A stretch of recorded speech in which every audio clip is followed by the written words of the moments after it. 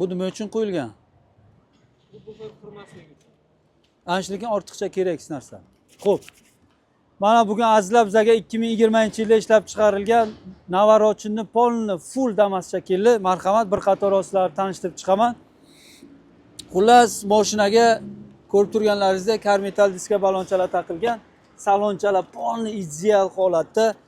Obshipka, qimmatchi xol, patologini ham barlar o'rnatib qo'ygan, video registrator, torpedachalar ham ahamiyat beringlar.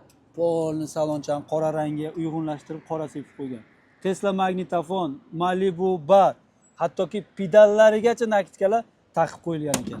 Mana mashinamizni tomosha qilishlaringiz mumkin.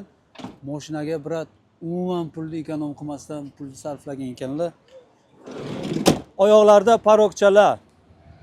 Qishda ochratda kutishni yaxshi ko'rgan klientlarimiz uchun metangascha taqilgan. Mashinamiz xullas kalom pultlarigacha bor, hamma navarotlar qilingan.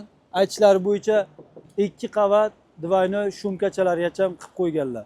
Mashinamizni naqd pulga olmoqchi bo'lgan akalarimiz uchun narxini 5800 qilib belgiladik. $1200 boshlang'ich to'lov bilan 4 yilga 2.400.000 so'm oylik to'lov bilan kreditga ham chiqarib berishimiz mumkin. Pastda nomerlar qoldiramiz. Kimga qiziq bo'lsa aloqaga chiqishlaringiz mumkin.